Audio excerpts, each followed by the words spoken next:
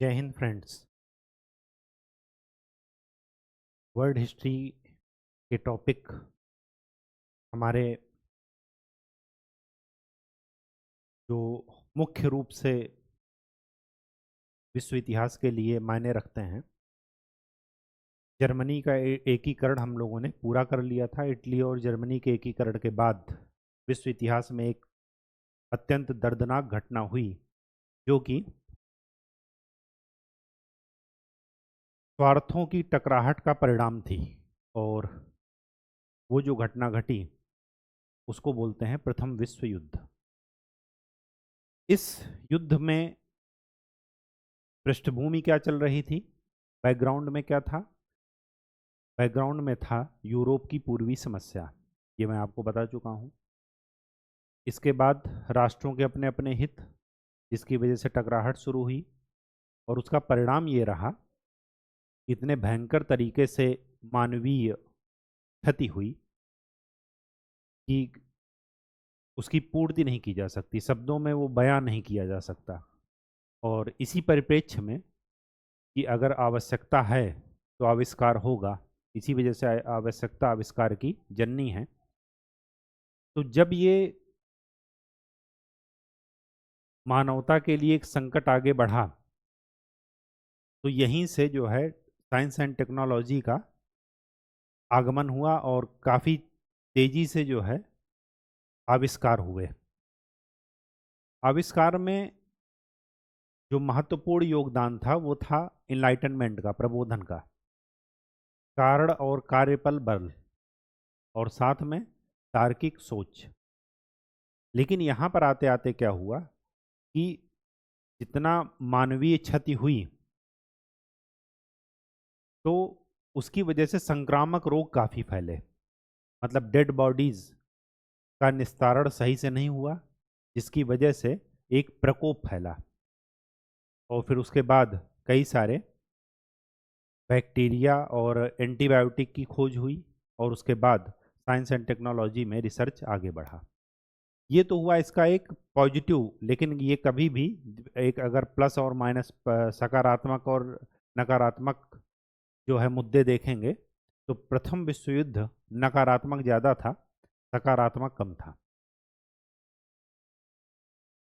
सारी घटनाएं, सारे राष्ट्रों के हित आपस में चल रहे थे, टकराहट चल रही थी, प्रथम विश्व युद्ध की शुरुआत हो गई।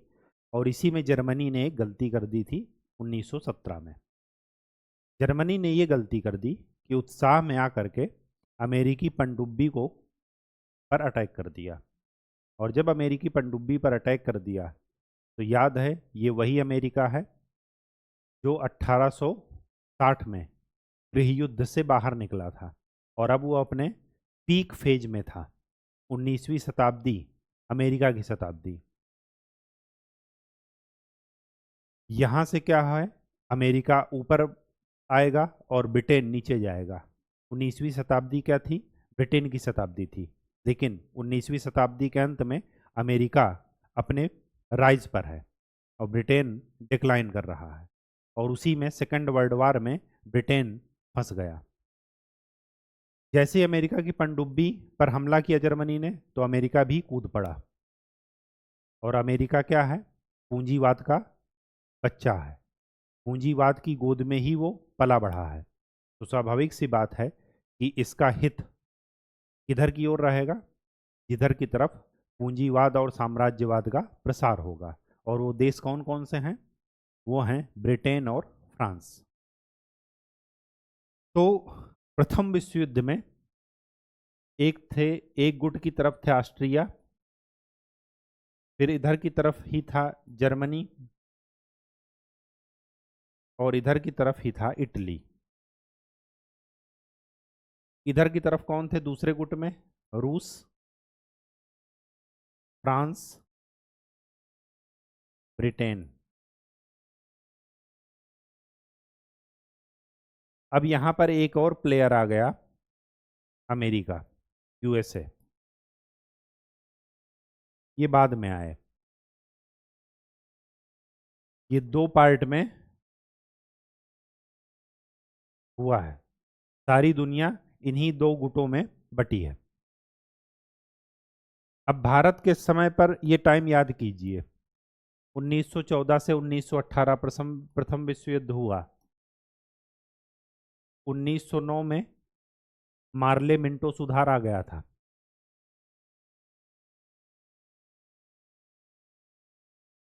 ठीक। 1909 में क्या हुआ था? सांप्रदायिकता को जो है एक लीगल नोटिस दे दिया गया था, एक लीगल वे दे दिया गया था। पृथक निर्वाचन प्रणाली अस्तित्व में आ गई थी। ब्रिटेन को इस समय आदमियों की जरूरत है, सैनिकों की। तो वो क्या कह रहे हैं कि हम ये जो युद्ध लड़ रहे हैं, ये साम्राज्यवाद के विरुद्ध लड़ रहे हैं, मानवता के लिए लड़ रहे हैं। और गांधी जी 1915 में जब आए, तो गांधी जी युवाओं को प्रेरित कर रहे हैं कि आप ब्रिटेन की तरफ से जाकर के लड़ो। तो उनको भर्ती वाला एजेंट कहा गया गांधी जी को। ये वही समय है। गांधी जी का ये मतलब था कि अगर ये जो है इनको सपोर्ट किया जाएगा, तो बाद में ये हम पर हमारी कुछ दिक्कतें सुनेंगे और हम पर दया करेंगे। जो हम मांग रहे हैं वो हमें दे देंगे। और क्या मांग रही थी कांग्रेस? Dominion status. भारतीय परिप्रेक्ष्य में देखते जाइए ये साल। उसके बाद क्या हुआ? सारी इकोनॉमी ध्वस्त हो गई। अब जब इकोनॉमी ध्वस्त हो गई, आपने अच्छे दिनों का सपना दिखाया था, तो उसको आप क्या करेंगे? लोग सड़कों पर आएंगे। जब आप उनके वादे को पूरी नहीं करेंगे, उनकी इच्छा को पूरी नहीं करेंगे, और जब लोग सड़कों पर आएंगे, तो ये चीज़ सरकार को पता थी, तो पहले ही उनको डराने के लिए क्या पास हो गया? Roulette act. रोलेट एक्ट के विरोध में जलियांवाला बाग में सम्मेलन किया। और सम्मेलन चल रहा था तो डॉक्टर वो जनरल डायर ने क्या कर दिया? गोलियां चलवा दी। क्रम एकदम ध्यान में रखिए चीजें, कि इस समय विश्व इतिहास में क्या चल रहा था, भारत में क्या चल रहा था, तो आपको रटने की जरूरत नहीं पड़ेगी। ये पहले इधर के गुट में शामिल थे, लेकिन बाद में इन्होंने पाला बदल लिया।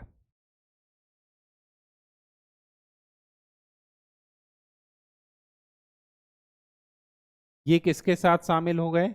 इनके साथ इंग्लैंड की संधि कर ली है।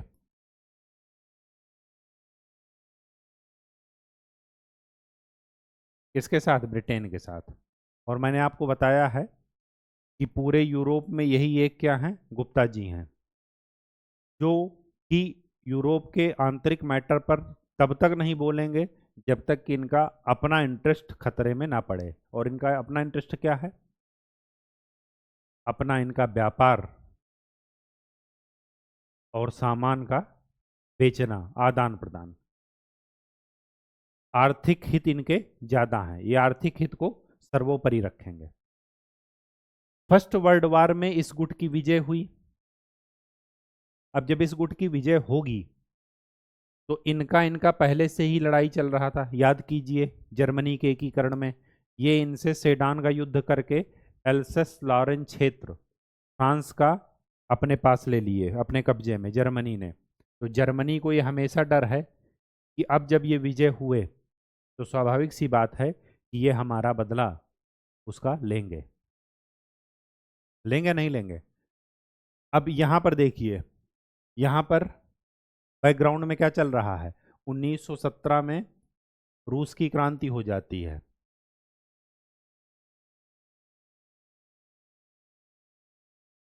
साम्यवादी क्रांति। दुनिया को इसने हिला कर रख दिया। सर्वहारा मजदूर वर्ग का शासन। और इनके अलावा सब कोई कौन है? सब लोग हैं क्या? कैपिटलिस्ट कंट्री, पूंजीवाद को बढ़ावा देने वाली। केवल यहीं पर क्रांति हो गई, अब बाकी सब भयभीत हैं। जैसे ही क्रांति हुई, इन्होंने अलग कर लिया अपने को इस गुट से, कि फर्स्ट वर्ल्ड वार में हम हिस्सा नहीं ले रहे हैं। और उस समय कौन था? लेनिन। ठीक। इनका जब डिक्लाइन हुआ, ये भी कूद ही पड़े थे। ये पीक पर थे उस समय, मतलब राइज कर रहे थे।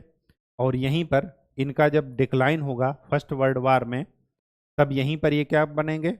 एक नए महाजन के रूप में उभरेंगे। एक नई शक्ति के रूप में विश्व पटल पर अमेरिका का वर्चस्व होगा और मार्शल प्लान के तहत ये यूरोप को अंधाधुंध पैसा देंगे डेवलपमेंट के लिए। और जिससे आपने पैसा लिया, कर्ज लिया, स्वाभाविक सी बात है कि वो अपना काम निकालेगा और आप उसके ऋणी रहेंगे। तो आज भी यूरोप इनका क्या है, पिछलग्गू है। समझ गए बात। और ये तो बर्बाद ही हो गए क्योंकि ये वैसे भी हार चुके हैं। अब अगर आप इन तीनों का मैप देखेंगे तो ये तो अपना पाला बदल लिए, तो अब इनको भी इसी गुट में शामिल कर लीजिए। लेकिन जब स्टार्ट था तो ये इसी गुट में शामिल थे, तो इनको तो यहाँ से बाईकाट कर दीजिए। इनका और इनका मैप देखेंगे तो इनके पास ये ठीक और वैसे ही है जैसे ये भारत है और ये श्रीलंका है। ऑस्ट्रिया के पास बहुत ही यूरोप का छोटा सा क्षेत्र है, तो इनका कोई मायने नहीं रखता। इनको भी कमजोर किया जाएगा, लेकिन जो मेन शक्ति के रूप में उभरा था वो था जर्मनी। तो इन सब का दुश्मन कौन है, जर्मनी। तो जो फर्स्ट वर्ल्ड वार का परिणाम हुआ, सामाजिक आर्थिक राजनीतिक, उस परिणाम के बाद एक सम्मेलन बैठा जिसको आप बोलते हैं पेरिस शांति सम्मेलन।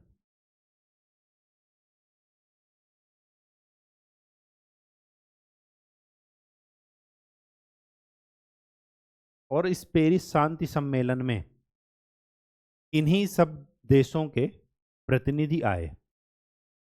ये पेरिस शांति सम्मेलन आदर्शवाद और राष्ट्रवाद के बीच की टकराहट है। अब देखिएगा अभी कैसे टकराहट है। आदर्शवाद और राष्ट्रवाद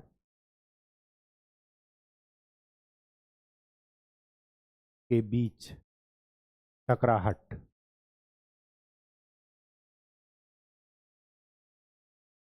अब देखिए कैसे टकराहट है। यहां पर कौन कौन आया।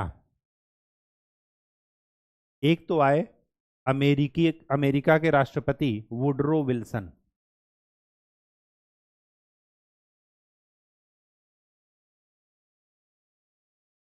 ये वो हैं कि बेगानी शादी में अब्दुल्ला दीवाना। इनको यूरोप की यथार्थ परिस्थिति का, यूरोप की राजनीति का, यूरोप की भौगोलिक परिस्थितियों का, यूरोप के अंदर जो गुट बन रहे थे, जो फर्स्ट वर्ल्ड वार हुआ जिसके कारण, इनको उसका प्रत्यक्ष कोई ज्ञान नहीं था। तो यहां पर ये लिख लीजिए कि ये आदर्शवाद की बात करेंगे। यथार्थ में परिस्थितियों का कोई ज्ञान इनको नहीं है।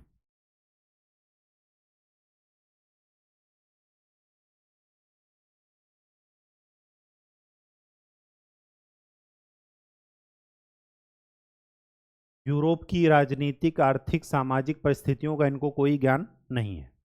तो इनकी जो भी बातें होंगी वो आदर्शवाद की तरफ होंगी कि ये होना चाहिए, वो होना चाहिए, ऐसा है, ऐसा है। ठीक। इसके बाद रूस तो पहले ही बाहर है। अब यहां पर आएंगे ब्रिटेन के पीएम लॉयड जॉर्ज।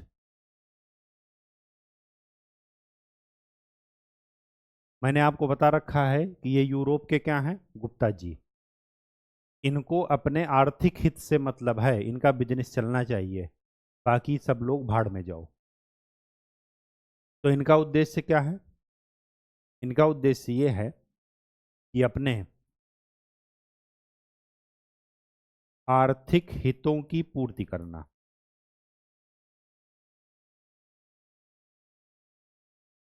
साम्राज्यवादी हितों की पूर्ति करना।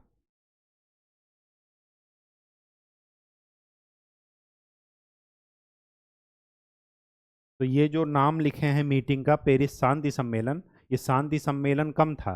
यहां भी ये लोग आपस के अपने इंटरेस्ट को ही पूरा करेंगे। ठीक। और कैसे पूरा करेंगे अभी देखते हैं। तो ब्रिटेन के पीएम आ गए। इसके बाद एक बहुत ही यथार्थवादी व्यक्ति जिसको कि यूरोप की राजनीति, भौगोलिक परिस्थिति, समाज, आर्थिक सबकी समझ थी, वो थे फ्रांस के पीएम। इनका नाम था क्लीमेंसू। इनको फ्रांस का बूढ़ा शेर कहा जाता है। ये प्रधानमंत्री थे फ्रांस के, फ्रांस का बूढ़ा शेर।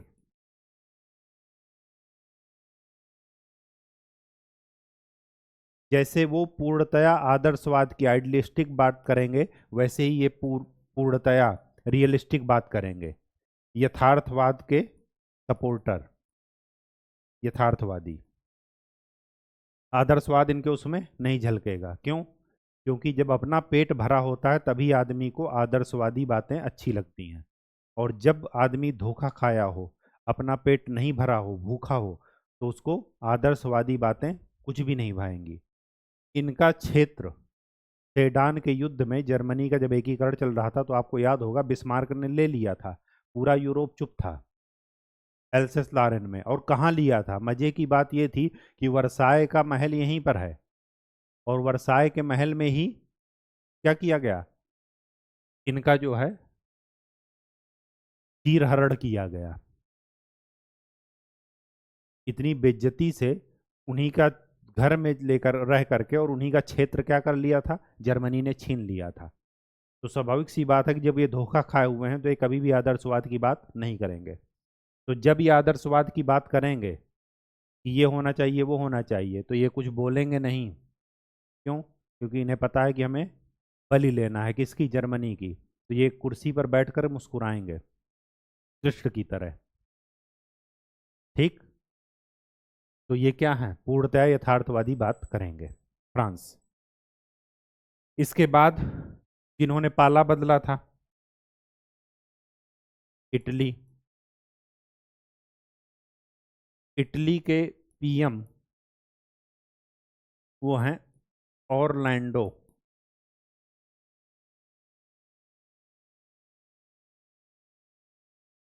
और जो पाला बदलते हैं उनकी इज्जत न पहले वाले गुट में होती है न बाद वाले गुट में, क्योंकि दोनों उनको शंका की निगाह से देखते हैं। तो इनकी कोई भी बात नहीं सुनी जाएगी। तो जब कोई बात नहीं सुनी जाएगी तो ये बीच में ही मीटिंग छोड़ करके, जो शांति सम्मेलन चल रहा है उसको छोड़ करके ही ये चले आएंगे। और ये किस लिए पाला बदले थे? पाला बदले थे दो कारणों से। अगर आप वर्ल्ड मैप देखेंगे आज के उसमें, तो भूमध्य सागर में है ये देश, भूमध्य सागर इसको टच कर रहा है, इटली। तो इटली जो है, वहां पर आप देखेंगे भूमध्य सागर में एड्रियाटिक सी है एक जगह, जैसे सी ऑफ मरमरा एजियन सी है, तो एड्रियाटिक सी में, एड्रियाटिक सागर में एक बंदरगाह है जिसको बोलते हैं फ्यूम बंदरगाह। ये चाहते थे कि उस पर इनका नियंत्रण हो। और क्या चाहते थे? और ये चाहते थे कि जर्मनी अगर हार गया है तो जो जर्मनी के उपनिवेश कहाँ हैं? अफ्रीका में, तो उस पर वो उपनिवेश इनको मिल जाए बंटवारे में। तो ये क्या चाहते थे? अफ्रीका में जर्मनी के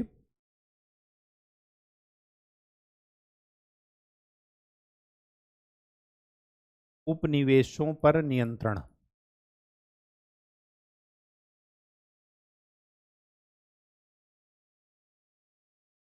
लेकिन ये ध्यान रखिए, रियल लाइफ में भी अगर आप पाला बदल करके कभी आज इसके साथ बैठ रहे हैं, आज उसके साथ बैठ रहे हैं, कल उसके साथ बैठ रहे हैं, तो आपकी स्थिति पेंडुलम की तरह है। और पेंडुलम की तरह है तो आप पर कोई विश्वास नहीं करेगा। तो वही चीज़ यहाँ है। ये अपने हित सोच करके आए थे, और ब्रिटेन के साथ ये यही संधि किए थे जिसको आप इंग्लैंड की संधि बोल रहे हैं। लेकिन स्वाभाविक सी बात है कि जब ये जीत कर आएंगे, तो और ब्रिटेन यहाँ पर अकेले तो है नहीं, यहाँ पर सब लोग डिसीजन लेंगे, और सब लोग कैसे, किसका किसका हित है ये भी आपको बता दिए। तो इनकी बात कोई सुनेगा ही नहीं। जब बात नहीं सुनेगा तो ये क्या करेंगे? ये अपने लोगों को फर्स्ट वर्ल्ड वार में अच्छे दिन का सपना दिखा करके कूदाए थे अपने देश को, कि फर्स्ट वर्ल्ड वार लड़ते हैं और जीत जाएंगे तो ये होगा। जीत भी गए, लेकिन उनको कुछ मिलेगा नहीं। जब कुछ नहीं मिलेगा तो ये वापस जाएंगे देश में अपने, तो क्या होगा? कि इनको जनता स्वागत सत्कार करेगी कि इनको मारेगी, कुर्सी से उतार करके मारेगी। तो जब ये इच्छा नहीं पूरी करेंगे तो उसी समय 1922 में किसको बढ़ावा मिलेगा? मुसोलिनी को। उसी समय क्या आएगा? हिटलर में मुसोलिनी का शासन, फांसीवाद आएगा, जिसको आप फासिज्म बोलते हैं। फांसीवाद के लिए माहौल किसने दिया? इन्होंने ही दिया, खुद से। अरे जब 1870 में जर्मनी के साथ आप आज़ाद हुए थे तो क्या जरूरत थी फर्स्ट वर्ल्ड वॉर लड़ने की? जब सुपर पावर लड़ रहे हैं तो बीच में जाने की क्या जरूरत थी आपको? और कितना बड़ा देश आपका, ये भी सोचिए। अगर आप जीत भी गए तो आप कितने बड़े हैं जो आपको, ना आप टेक्नोलॉजी में आ गए हैं, केवल धर्म के नाम पर रोम इनका जो है वो क्या है? कैथोलिक ईसाई धर्म का क्या है? केंद्र है। अब रोम सिटी आप देखिए, वर्ल्ड की सबसे छोटा देश उसको बोलते हैं। ठीक। अब ये जो है ये बेकार में ही वहां पर पड़े थे, और जब बेकार में पड़े थे तो जब ये जीत करके भी क्या कर गए? हार गए। इनके लिए स्टेटमेंट कहा जाता है कि ये जीत कर भी हार गए। क्यों? क्योंकि जीते तो, लेकिन जीतने के बाद जो सब लोगों का हित पूरा हुआ, इनकी कोई सुनवाई करेगा ही नहीं। और जब सुनवाई नहीं करेगा तो ये वापस अपने देश में जाएंगे, और वहां पर उस बेइज्जती को उनके लोग क्या करेंगे? इनको कुर्सी से उतार करके भिगा भिगा करके मारेंगे। ठीक। तो गए थे कुछ लेने, और जो इनके पास था वो भी सौंप करके चले आए। और यहीं पर इटली में फांसीवाद का जन्म होगा, जिसको आप बोलते हैं मुसोलिनी। मुसोलिनी उस फांसीवाद का क्या होगा? समर्थक होगा। तो ये था कहानी। अब इस कहानी में देख लेते हैं पहले उनके आदर्शवाद की बातें क्या थी। तो जो वुडरो विल्सन थे अमेरिका के राष्ट्रपति, इन्होंने 14 सूत्रीय कार्यक्रम, या ये कहिए 14 सूत्रीय मांगे, पॉइंट्स रखा उस सम्मेलन में। जो 14 सूत्रीय एक एजेंडा था उसको रखा, और उस 14 सूत्रीय मांगों में क्या क्या था वो देख लेते हैं। पहला पहला ये था कि हारे हुए देशों प्रतिनिधियों के साथ कोई भेदभाव नहीं किया जाएगा। अब ऐसा कभी हो सकता है? इनकी शर्तें देखकर ही फर्स्ट वर्ल्ड वॉर में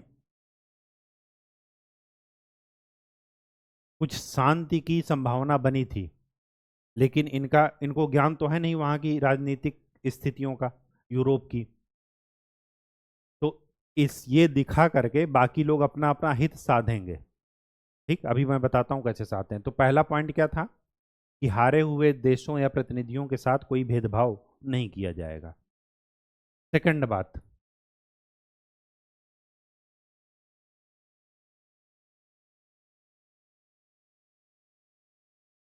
सभी के साथ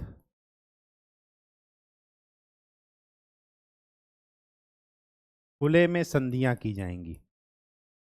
मतलब ओपन, कोई जो बिस्मार्क ने वो किया था हाइड एंड सीक वाला गेम, वो सब नहीं होगा, गुप्त संधियां नहीं होंगी।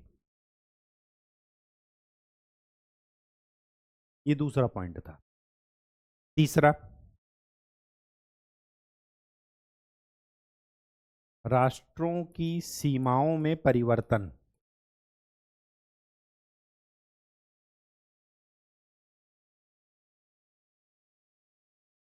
जनता की इच्छा के अनुसार होगा।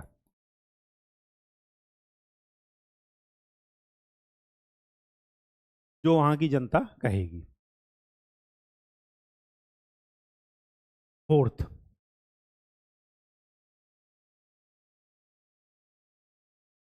राष्ट्र संघ की स्थापना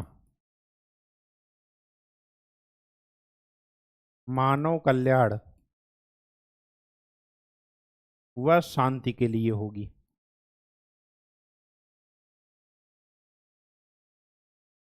यही उद्देश्य संयुक्त राष्ट्र संघ का भी है।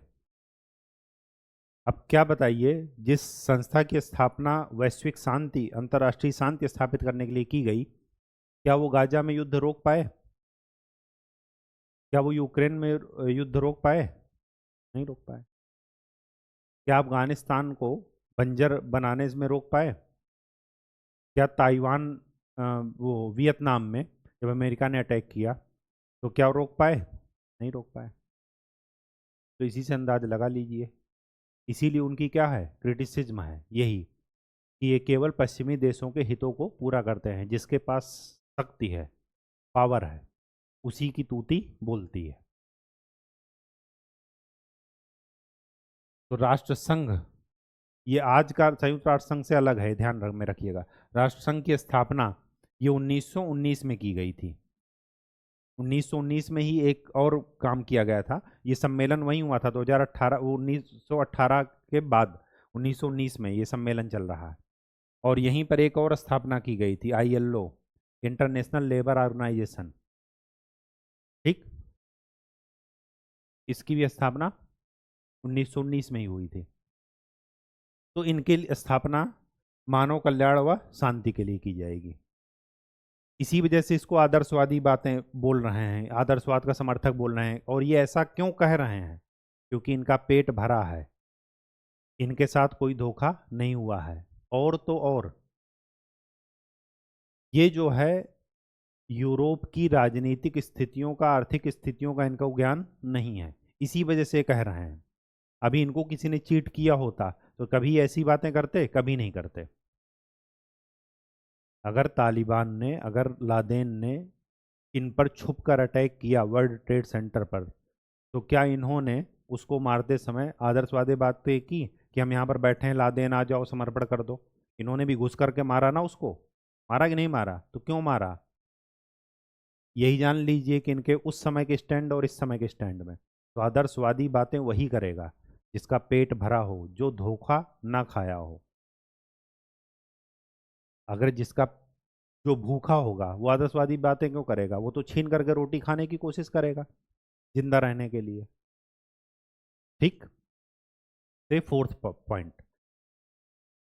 फिफ्थ पॉइंट, शस्त्र नियंत्रण पर बल दिया जाएगा। और इसके लिए निशस्त्रीकरण आयोग की स्थापना की जाएगी।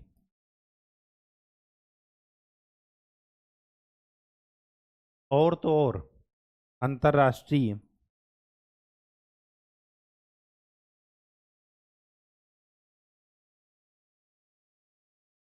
व्यापार से सभी प्रतिबंध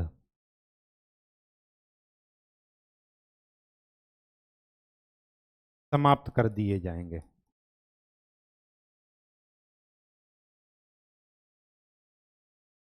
ठीक।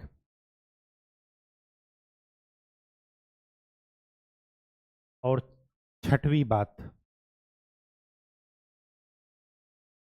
रूस के क्षेत्र से विदेशी सैनिकों की वापसी।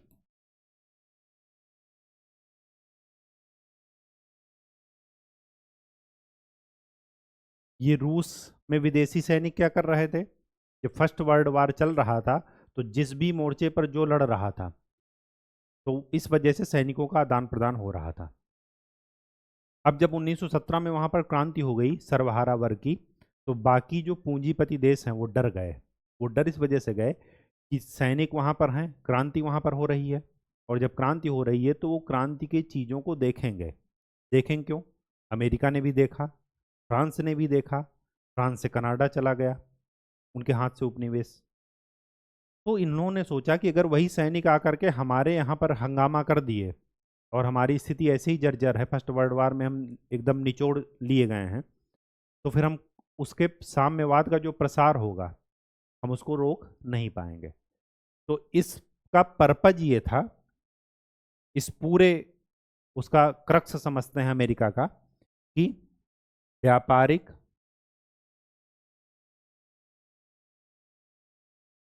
राष्ट्रीय हित को साधना। और तो और दूसरा उद्देश्य क्या था? साम्यवाद को रूस तक ही सीमित करना।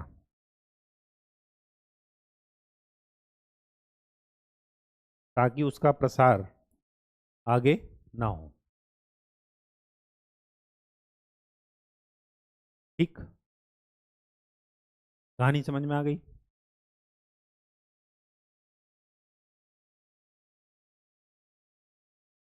अब इन बातों को दिखा करके, इस मैनिफेस्टो को दिखा करके, जो मेन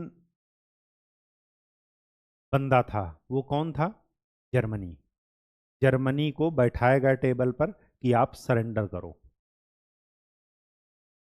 और तो और जर्मनी को सरेंडर, अब जब ये सब संधि कोई भी पढ़ेगा, जो हारा है, जो गुट हारा है, मैंने आपको बताया कि ऑस्ट्रिया, जर्मनी और इटली, इटली उधर शामिल हो गए जीते वाले के ग्रुप में। ऑस्ट्रिया हैं ही छोटे से, वो तो छिन्न भिन्न वैसे ही हो गए। बचा कौन बहुत अच्छा राष्ट्र? जर्मनी। तो मेन मुद्दा जर्मनी था, और जर्मनी को ही इन लोगों ने क्या किया? यही लॉलीपॉप दिखा करके उसको सरेंडर करवाया, और तो और उसको युद्ध अपराधी घोषित किया। अब जब ये मैनिफेस्टो जर्मनी के पास गया, तो कोई भी अगर इसको पढ़ेगा तो स्वाभाविक सी बात है कि वो, अगर वो पराजित हुआ है, तो वो एक टेबल पर जिस पर कॉन्फ्रेंस हो रही हो वहां पर बैठने से हिचकिचाएगा नहीं। क्यों? क्योंकि एजेंडा क्लियर है। लेकिन उसको ये लॉलीपॉप दिखा करके बैठाया तो गया टेबल पर, लेकिन उस पर अब क्या किया गया? कुछ चीजें फोर्स की गई, और जो चीजें फोर्स की गई इसी शांति सम्मेलन में, उसका नाम है वर्साय की संधि। तो अब नेक्स्ट हेडिंग डाल लीजिए, वर्साय की संधि।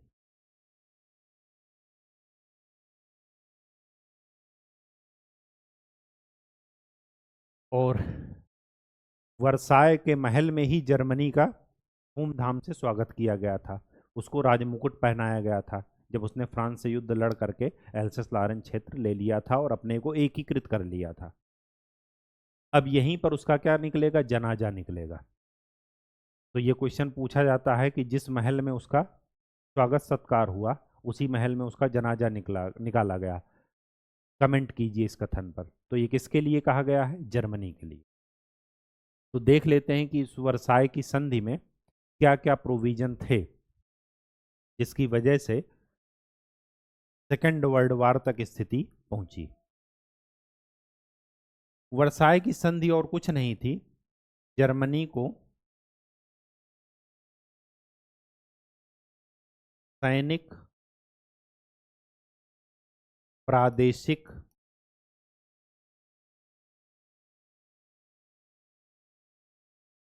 राजनैतिक दृष्टि से, सॉरी, आर्थिक दृष्टि से कमजोर करना। कमजोर करना या तोड़ देना। अच्छा, एक चीज आपको मैं और बता दूं, यहां पर बताना भूल गया था। यहां पर ब्रिटेन, जिनको मैं गुप्ता जी कह रहा हूं, वो क्या कर रहे हैं? अपने आर्थिक हितों की पूर्ति कर रहे हैं। उनका सामान बेचने से मतलब है। लेकिन यहां पर ये एक चीज और ध्यान दे रहे हैं, ये जब ये शांति सम्मेलन हो रहा था, जर्मनी भी बैठा था उस शांति सम्मेलन में, तो ये जर्मनी के साथ कठोर भेदभाव करने के पक्ष में नहीं थे। इनको तो भेदभाव करना आ ही नहीं रहा था, क्योंकि इनको पता ही नहीं था कि जर्मनी, इनको तो सिर्फ ये पता था कि जर्मनी ने हमारी पनडुब्बी डुबाई थी जिसकी वजह से हम कूदे थे, और इनको बस यही मजा आया कि हमारी पनडुब्बी आपने डुबाई, हमने आपको युद्ध में हरा दिया। बस यही मजा आया। जर्मनी बाकी यूरोप के लिए कितना महत्वपूर्ण था, क्या उनको परेशानी क्रिएट किया था, कैसे कैसे बना था, उससे इनको अज्ञानता थी। इनको ये क्या कर रहे थे कि शुरुआत में कभी भी इस पक्ष में नहीं थे कि जर्मनी के साथ क्या हो, कठोर व्यवहार हो। मान रहे हैं कि वो युद्ध में हार गया फर्स्ट वर्ल्ड वार में, लेकिन ये उसके पक्ष में नहीं थे कि उनके साथ कठोर व्यवहार किया जाए। लेकिन बाकी लोगों के दबाव में ये भी पक्ष में आ गए कि हाँ, इनके साथ कठोर व्यवहार किया जाए। अदरवाइज ये किसके पक्ष में थे कि जर्मनी तो हार गया, अब कौन है जो इनको चैलेंज कर सकता है? वो कौन था? फ्रांस। तो इनका मेन मोटो ये था कि फ्रांस ताकतवर ना बने, और इतना ताकतवर तो और ना बने कि हमारे को ही चैलेंज करे। क्यों? क्योंकि हर उपनिवेशवाद की होड़ में ये इनसे टक्कर ले रहे थे, फ्रांस।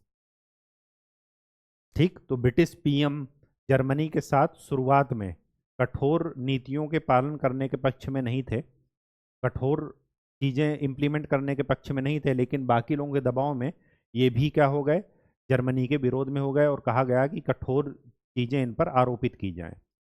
इनका मेन मोटो था कि फ्रांस इतना ताकतवर ना बने कि हमारा शक्ति संतुलन बिगड़ जाए, मतलब जो पड़ोसी है वो इतना ताकतवर ना हो कि वह एक दिन हम पर ही कब्जा कर ले। तो इसके साथ चेक एंड बैलेंस का, तो ये किस पर काम कर रहे थे? शक्ति संतुलन। फ्रांस इतना स्ट्रांग ना हो जाए कि शक्ति संतुलन बिगड़ जाए। ठीक, चलिए अब ये कैसे कैसे कमजोर किया गया वो देख लेते हैं। पहली बात तो सैनिक दृष्टि से देखते हैं क्या कमजोर किया गया। सैनिक दृष्टि से ये कमजोर किया गया कि जो थल सेना थी उसको सीमित करके 1 लाख कर दिया गया, कि जर्मनी की जो थल सेना है उसमें कभी भी 1 लाख से ज्यादा सैनिक नहीं होंगे। वायुसेना को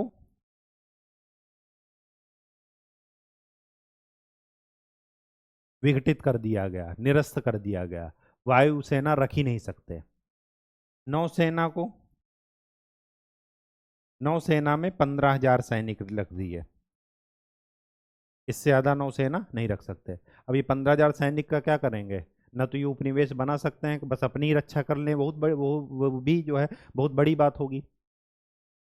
ठीक, तो ये नौसेना 15,000, और तो और पनडुब्बी नहीं रख सकते।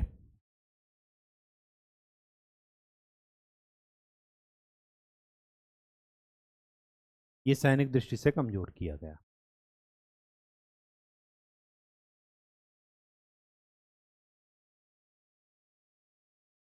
प्रादेशिक, प्रादेशिक रूप से कैसे कमजोर किया गया? प्रादेशिक रूप से 2 तरीके से कमजोर किया गया। पहला, उपनिवेश, उपनिवेशों को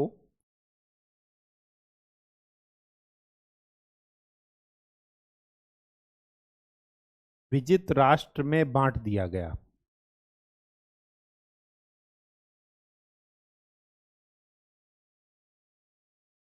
विजित राष्ट्र कौन से थे? ब्रिटेन थे, फ्रांस थे, रूस तो अलग ही हो गए हैं। अमेरिका भी नहीं है, अभी मैं बताऊंगा कि अमेरिका क्यों नहीं है। उपनिवेशों को विजित राष्ट्रों में बांट दिया गया, और यहां पर क्या किया गया, खास करके अफ्रीकी, जो अफ्रीका में जर्मनी के उपनिवेश थे उसमें क्या किया गया, मैंडेट सिस्टम लाया गया। मैंडेट व्यवस्था इसको बोलते हैं। मैंडेट व्यवस्था के अंतर्गत उसका जो कंट्रोल था वो किसको दे दिया गया था? डायरेक्ट रूप से फ्रांस को, और इनडायरेक्ट रूप से राष्ट्रसंघ को।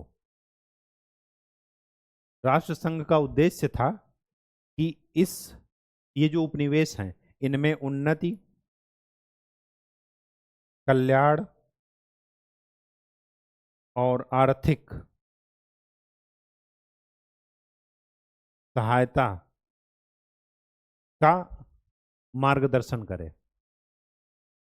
तो इनडायरेक्ट रूप से वो राष्ट्रसंघ के अंडर में था, और डायरेक्ट रूप से किसके अंडर में था? फ्रांस के अंडर में। फ्रांस को दे दिया गया। दूसरा, प्रादेशिक रूप से क्या किया गया? प्रादेशिक रूप से एक दूसरा काम ये किया गया, सबसे पहले जर्मनी ने क्या लिया था फ्रांस से? Alsace Lorraine. तो एल्सेस लॉरेन क्षेत्र फ्रांस को दे दिया गया।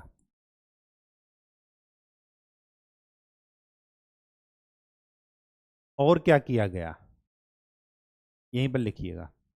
एल्सेस लॉरेन फ्रांस को, जो राइनलैंड है, राइनलैंड पर मित्र देशों की सेनाएं रहेंगी। और मित्र देश कौन है? फ्रांस, ब्रिटेन, अमेरिका, रूस। इनकी, रूस तो अपने में ही परेशान है, अमेरिका कोई मतलब ही नहीं है, तो ब्रिटेन और फ्रांस की सेनाएं ही कहाँ रहेंगी? राइनलैंड में। अब जब वहाँ पर सेनाएं रहेंगी तो ऐसा तो है नहीं कि उसका यूज जर्मनी करेगा, तो उसका जो रिसोर्सेज हैं उसका यूज कौन करेगा? मित्र देश ही करेंगे। जर्मनी का एक क्षेत्र है रूर क्षेत्र,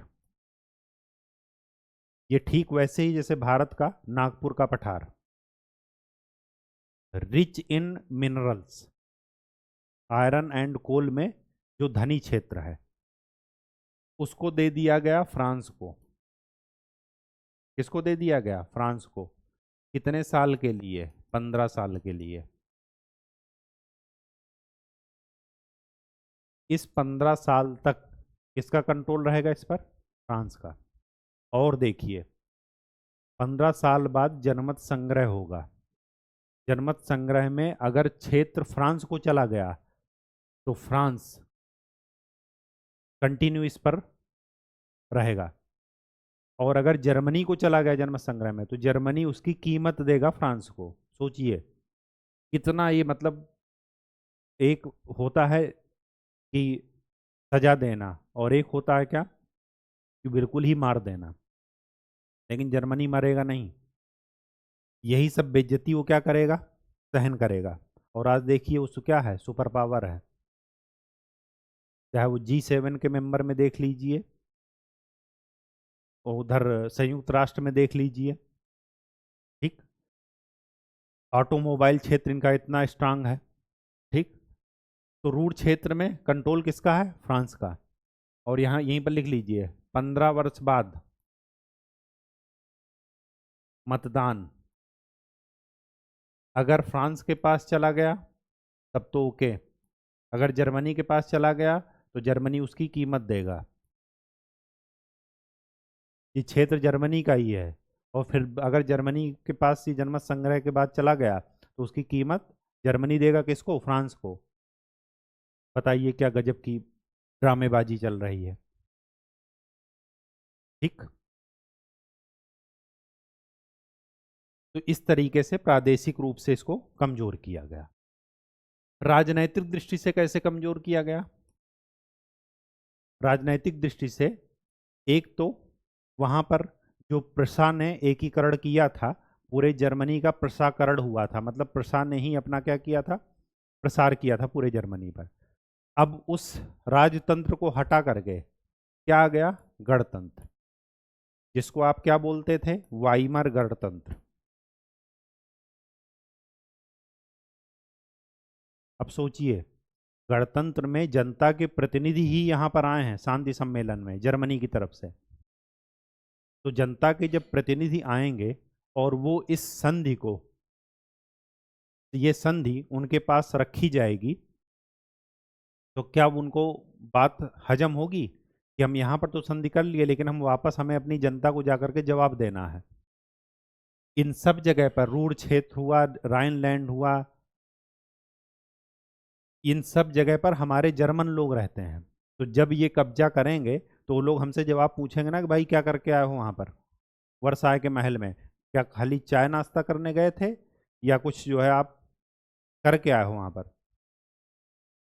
तो पूछेगा तो स्वाभाविक सी बात है कि इनको वहाँ पर जवाब देना पड़ेगा। तो राजनैतिक दृष्टि से ये अपने आप क्या हो जाएंगे, अपने को, इनको बेइज्जती महसूस होगी, और यही वजह होगी, इसी सबको दिखा करके हिटलर सत्ता में आएगा, ठीक।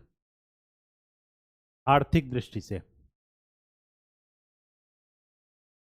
आर्थिक दृष्टि से कैसे कमजोर किए? आर्थिक दृष्टि से कमजोर किए, एक तो इसको युद्ध अपराधी घोषित किए।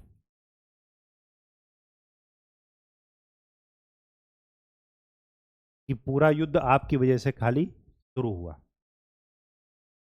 अब इस समय बिस्मार्क नहीं है, ध्यान रखिएगा, बिस्मार्क चल बसे हैं, क्योंकि बिस्मार्क अगर होते तो कभी भी इतनी ओपन संधि नहीं होती। वो गुप्त संधि से पहले ही मामला क्या कर लेते, सॉर्ट आउट कर लेते, और साम दाम दंड भेद सारा लगा करके तो युद्ध अपराधी घोषित किए, पहली बात। और देखिए, जब युद्ध अपराधी घोषित किए तो 50 अरब डॉलर का जुर्माना लगाए इन पर।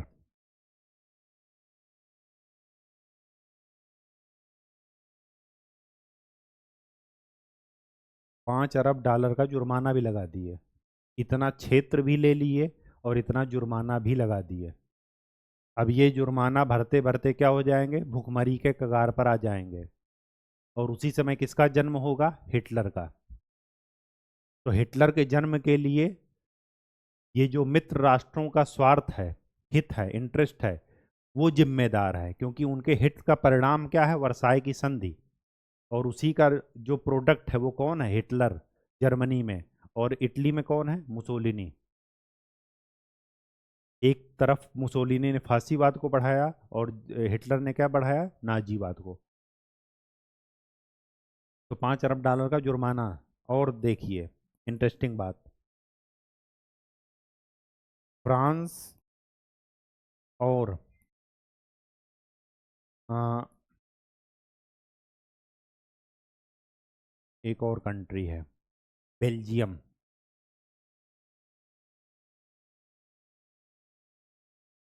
को प्रतिवर्ष 70 मिलियन टन और 80 मिलियन टन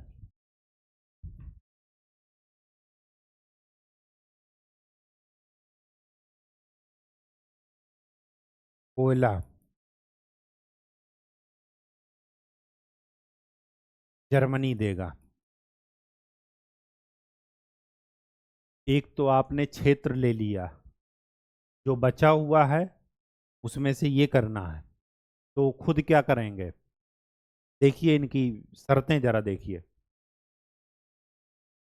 और चौथी बात, ये जो निशस्त्रीकरण पर बल दिया गया था, ये था आदर्शवाद में वुड्रो विल्सन के, तो एक निशस्त्रीकरण आयोग बना।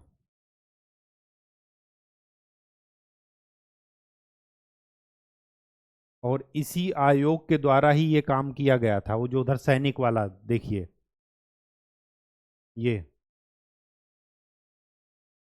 ये सारी चीजें भाई सीमित कर दिया 1 लाख, तो उसको देखेगा कौन, यही आयोग ही तो देखेगा कि जर्मनी ये वर्साई की संधि का पालन कर रहा है कि नहीं कर रहा। वायुसेना रखा है कि नहीं रखा है, नौसेना में 15,000 से ज्यादा सैनिक तो नहीं है।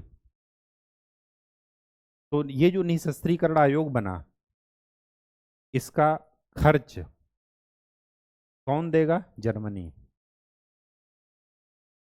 जुर्माना भी लगाए, प्रादेशिक विखंडन भी कर दिए, सैनिक दृष्टि से भी कमजोर कर दिए, और उसकी देख रेख के लिए जो आयोग बैठा है, वो आयोग का खर्चा भी कौन देगा, जर्मनी।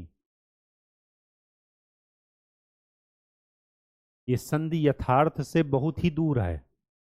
एक होता है कठोर, एक होता है मतलब कठोर का कठोरतम चीजें यहाँ पर देखने को मिल रही हैं। मानवता के नाम पर कलंक है। और आपको मैं बता दूं, यहीं पर एक चीज नोट कर लीजिए सैनिक वाले में, कि जो बिस्मार्क ने, जब जर्मनी का एकीकरण हो रहा था तो अनिवार्य सैनिक सेवा थी, प्रथम विश्व युद्ध में भी अनिवार्य सैन्य सेवा जर्मनी में चल रही थी, तो अनिवार्य सैन्य सेवा को समाप्त कर दिया गया।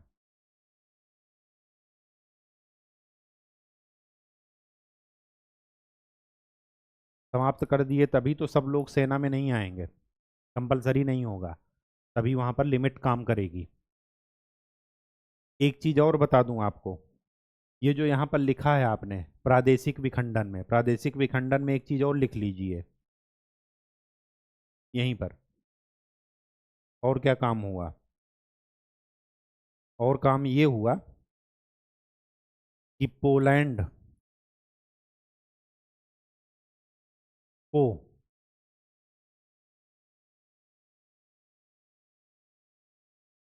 जर्मनी के अंदर से गलियारा दिया गया।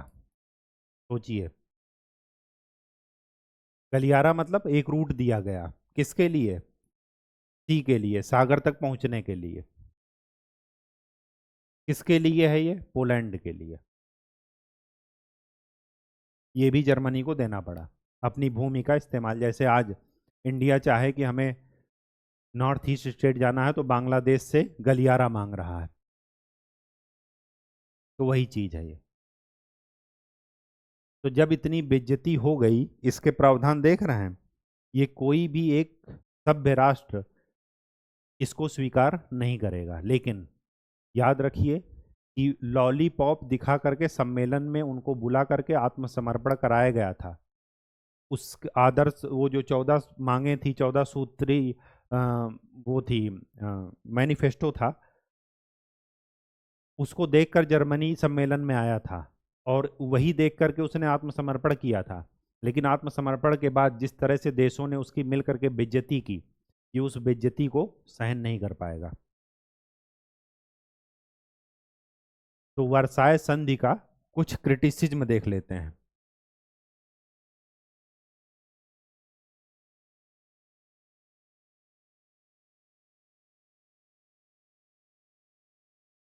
वर्साय की संधि का मूल्यांकन।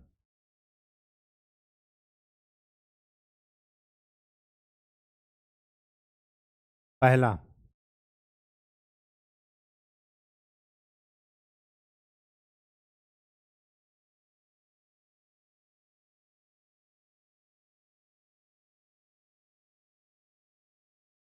विषमतावादी संधि। दूसरा, आरोपित। तीसरा, प्रतिशोधात्मक।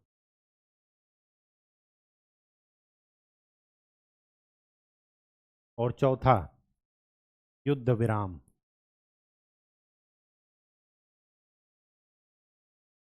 विषमतावादी संधि क्यों कहा जाता है? क्योंकि जो वुड्रो विल्सन ने 14 पॉइंट जो मैनिफेस्टो रखा था सम्मेलन में, तो उसमें कहा गया था कि पराजित राष्ट्रों के साथ कोई भी भेदभाव नहीं किया जाएगा। और जबकि इस संधि में पराजित राष्ट्र के साथ भेदभाव ही नहीं किए, उसका चीरहरण भी कर लिए, कुछ नहीं बचा अब उसके पास। तो ये विषमतावादी संधि है। आरोपित इसलिए क्योंकि उनके पास चॉइस नहीं है कि आप इसको मानो या ना मानो। उनको बैठाया गया बाकायदे और कहा गया कि इस पर साइन करो।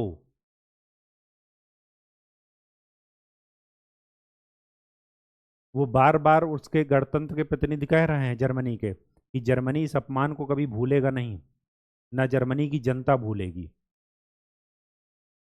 और हम जर्मनी की जनता मरेगी नहीं इसको अगर आप लागू कर दिए तो। हम अपने प्रतिशोध का, अपने अपमान का बदला ले करके रहेंगे। तो ये आरोपित थी, कोई चॉइस नहीं थी। और तो और अंतर्राष्ट्रीय युद्ध नियमों के विरुद्ध थी। मतलब जब आप संधि आरोपित कर रहे हैं, उससे हर्जाना ले रहे हैं, तो कम से कम उसके पास इतना तो छोड़िए कि उससे आप हर्जाना ले सकें। आपने उसका क्षेत्र भी ले लिया, सैनिक भी वो कर दिया, और उसके बाद उस पर जुर्माना लगा दिए। स्थिति ऐसी हो गई थी कि एक एक ट्रक के उस पर पैसे के चक्कर में एक पैकेट ब्रेड मिलती थी। इतनी इतना जो है, मतलब जर्मनी की मुद्रा वो हो गई थी, अवमूल्यन उसका हो गया था। तो ये क्या थी? आरोपित थी। अंतर्राष्ट्रीय नियमों के, अंतर्राष्ट्रीय युद्ध के नियमों का पालन नहीं किया गया था।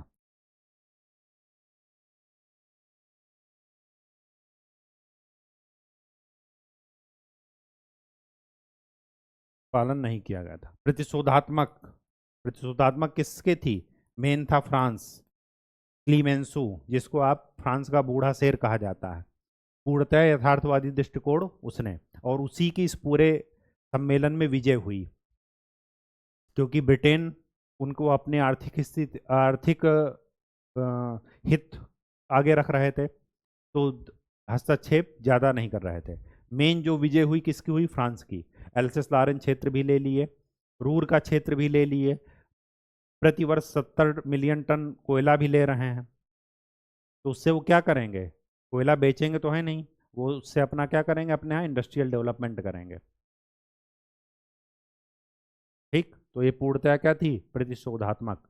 और तो और इसके जो प्रावधान थे उसको देख करके एक ब्रिटिश कमांडर थे माइकल फॉच, इन्होंने कहा था कि यह संधि नहीं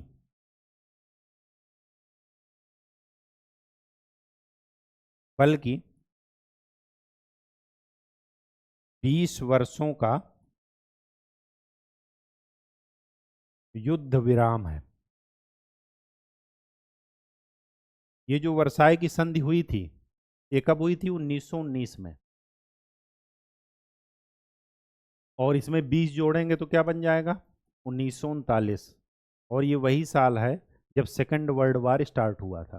तो इनकी भविष्यवाणी, ऐसा नहीं कि भविष्यवक्ता थे, इनकी भविष्यवाणी सही हो गई, क्योंकि इसके जो प्रावधान थे वो इतने कठोरतम थे कि कोई भी देश इसका लंबे समय तक पालन नहीं कर सकता। ठीक, तो आगे देखते हैं कि वर्साई की संधि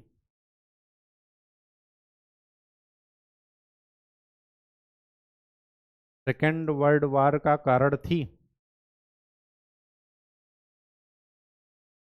इस प्रश्न का जरा जवाब देखते हैं कि वर्साई की संधि सेकेंड वर्ल्ड वार का कारण थी। इसका ये मतलब हुआ कि क्या केवल जर्मनी ही सेकेंड वर्ल्ड वार के लिए रिस्पॉन्सिबल था? तो ऐसा नहीं है। इसके लिए रिस्पॉन्सिबल कौन था? तुष्टीकरण की नीति। तुष्टीकरण जानते हैं किसे कहते हैं? तुष्टीकरण ये कहते हैं कि गलतियों को जानबूझ करके नजरअंदाज करना।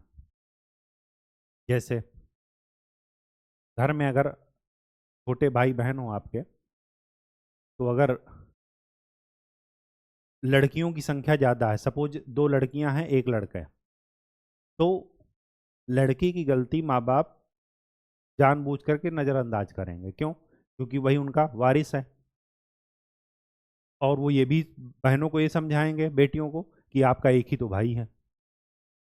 अब वो, अगर उसने, भाई ने जिद पकड़ लिया कि हमें बहन का कान पर जो है दांत काट करके ही सोना है, तो बहन को ही कहा जाएगा कि आप दांत कटवा लो।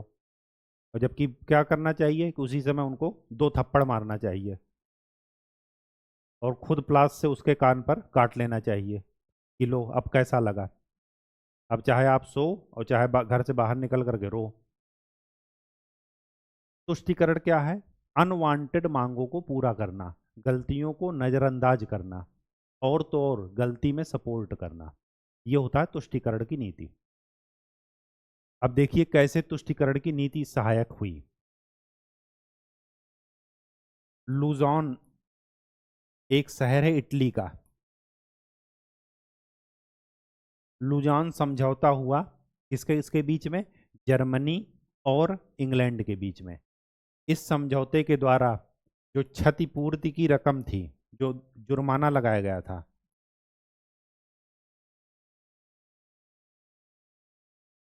उसको देने में छूट दे दी गई। मतलब कहा गया कि दो या ना दो, वो तो उस समय सब लोगों के दबाव में जो हम कह दिए थे, बाकी आप नहीं भी दे सकते हो। लुजॉन समझौता। और तो और इंग्लैंड और जर्मनी के बीच में क्या हुआ?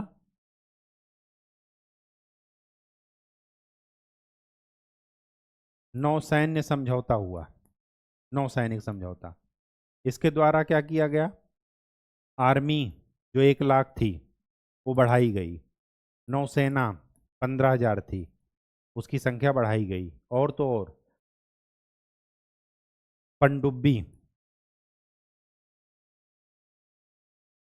भी रखने की इजाज़त दे दी गई, और सिर्फ एक कारण से। उसका कारण क्या है वो देखिए।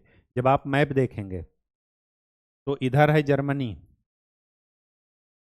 कुछ राष्ट्र हैं, इसके बाद है रूस, और उस समय था यूएसएसआर, 17 देश इसी के उसमें साम्यवादी थे। तो जर्मनी मतलब हिटलर, ये सब किसको दिखा रहा? पश्चिमी देशों को भय दिखा रहा, किसका? साम्यवाद का। और ये लोग इसको सपोर्ट में क्यों कर रहे हैं कि ठीक है आप इनसे लड़ते रहो, साम्यवाद के प्रसार को रोको। तो साम्यवाद के प्रसार को रोको ठीक है, लेकिन कम से कम आप इतना भी तो ध्यान रखो कि ये साम्यवाद का डर दिखा करके खुद क्या कर रहा है। तो ये साम्यवाद के नाम पर अपने आप को मजबूत कर रहा है, और बाकी मित्र राष्ट्र क्या कर रहे हैं? इसको देख रहे हैं, इसको सपोर्ट कर रहे हैं, इसके लिए तुष्टीकरण की नीति अपना रहे हैं। अदरवाइज वर्साई की संधि करते ही नहीं, या करते तो इतना कठोर जनक ना करते, ऐसी करते कि जो वो पूरी कर सके। और यहीं पर हिटलर क्या कर रहा? वर्साई संधि के हर एक प्रावधान को तोड़ रहा, हर एक पॉइंट को तोड़ रहा, हर एक कानून को तोड़ रहा। और तो और उनके सपोर्ट लेकर के तोड़ रहा कि तुमने ही लगाया था ना, ये कहा था ना, अब बताओ मैं कैसे करूं? नहीं नहीं करो तो आप साम्यवाद को रोको, बस कैसे भी करके। सोचिए। तो वर्साई की संधि सेकेंड वर्ल्ड वार के लिए रिस्पॉन्सिबल नहीं है। सेकेंड वर्ल्ड वार के लिए रिस्पॉन्सिबल है मित्र देशों की तुष्टीकरण की नीति, उनके अपने राष्ट्रीय हित।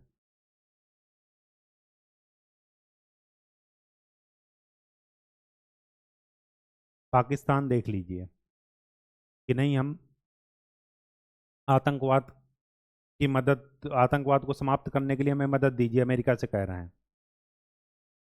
और उस आतंकवाद को समाप्त करने के लिए मदद का इस्तेमाल वो क्या कर रहे हैं? भारत के विरुद्ध छद्म युद्ध में लगा रहे हैं। अब वो खुद ही पीड़ित हैं उससे। ना वहाँ के सैन्य प्रतिष्ठान सेफ हैं, ना एटॉमिक सेंटर सेफ हैं, ना एटॉमिक हथियार सेफ हैं, कोई भी सेफ नहीं है। अब उनके कंट्रोल में ही चीज़ें नहीं हैं। अमेरिका से मदद ले रहे थे कि नहीं, हम जो है वो रूस के प्रसार को रोक रहे हैं अफगानिस्तान। अब ये जो है, अमेरिका ने क्या किया? वहाँ पर तालिबान को सपोर्ट किया कि ठीक है अफगानिस्तान से रसिया को खदेड़ दो, और बाद में तालिबान ने उन पर ही अटैक कर दिया। तो इसका मतलब क्या हुआ कि सेकेंड वर्ल्ड वार से वो सीखे कि नहीं सीखे? नहीं सीखे, अभी भी उसी को क्या कर रहे हैं? फॉलो कर रहे हैं, केवल और केवल क्या? अपने राष्ट्रीय हित को आगे करने के लिए। तो जब हम इटली का एक वो सॉरी ये पढ़ेंगे, हिटलर और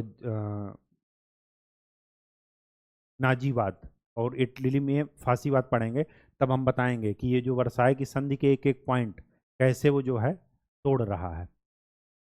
और तो और तुष्टीकरण का ये लेवल पहुंच गया था कि पोलैंड और चेकोस्लोवाकिया को आज़ाद कर दिया गया था। लेकिन हिटलर क्या कह रहा है? चेकोस्लोवाकिया के एक क्षेत्र को मांग रहा है। और तो और ये देश क्या कह रहे हैं? ब्रिटेन और ये सब कह रहे हैं कि दे दो। बताओ तुष्टीकरण का ये लेवल। मतलब आप सोचिए, अंदाजा लगा कर देखिए कि ये है नेपाल, और ठीक ये है बांग्लादेश,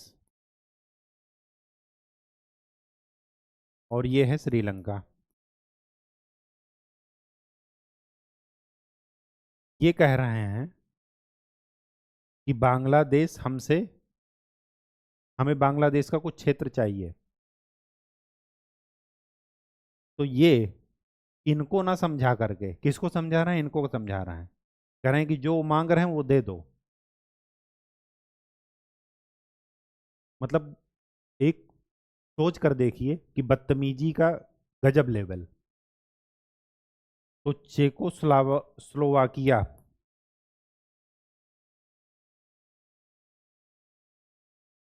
का क्षेत्र मांग रहे हैं कौन? हिटलर। और अनर्गल मांग है ये। क्या दिखाकर मांग रहे हैं? कि हम साम्यवाद के प्रसार को रोक रहे हैं। और ब्रिटेन और बाकी पूंजीवादी शक्ति क्या कह रही है, साम्राज्यवादी शक्तियां, वो इनको कह रही हैं चेकोस्लोवाकिया को कि हिटलर जो मांग रहा दे दो। अरे इनको ये कह रहे हैं कि जब आपको इतना ही देने का शौक है साम्राज्यवाद साम्यवाद के विरुद्ध, तो आप अपना ही क्षेत्र दे दो, पूरे इंग्लैंड में हिटलर को ले जा करके बैठा दो। कहना चाहिए कि नहीं कहना चाहिए? लेकिन ये कमजोर हैं तो क्या कहेंगे। और हिटलर भी वही गलती करेंगे जो नेपोलियन ने किया था, एक साथ पूरब और पश्चिम में अभियान। और मैंने आपको बताया था कि जो 6 महीने हैं, अब तो 3 महीने 4 महीने हो गए, अक्टूबर से लेकर के फरवरी तक का, वो रसिया को अपने आप प्राकृतिक रूप से विजेता बनाते हैं। क्यों? क्योंकि इतनी सर्दी पड़ती है कि वहाँ पर -70 -80 डिग्री टेम्परेचर साइबेरिया में, और ना खाने को कुछ ना रहने को। तो जो भी बाहरी लोग आएंगे वो अपने आप पत्थर की मूर्ति बन जाएंगे ही। ठीक, तो मेनली क्या था सेकेंड वर्ल्ड वार के लिए रिस्पॉन्सिबल? वर्साई की संधि नहीं, ये जो देशों का राष्ट्रीय हित है, देशों का तुष्टिकरण की नीति है, देशों का विचारधारा पर विजित करने की लालसा है, ये है मेनली सेकेंड वर्ल्ड वार के लिए रिस्पॉन्सिबल। तो वर्साई की संधि, केवल जर्मनी, ये कभी भी द्वितीय विश्व युद्ध के एकमात्र कारण नहीं हो सकते। उसके कई सारे कारण हैं, उनमें से एक कारण ये भी होगा, लेकिन पूरा का पूरा 100% दारोमदार इसी पर था, ऐसा नहीं है। नेक्स्ट, हम लोग 1919 तक पहुंच चुके हैं। इसी बीच में एक घटना हो गई है 1917 में, रूस की क्रांति। तो नेक्स्ट लेक्चर में हम लोग रूस की क्रांति पढ़ेंगे। तब तक के लिए खूब अच्छे से पढ़ाई कीजिए, मेहनत कीजिए, प्रीवियस ईयर क्वेश्चन देखते रहिए। धन्यवाद।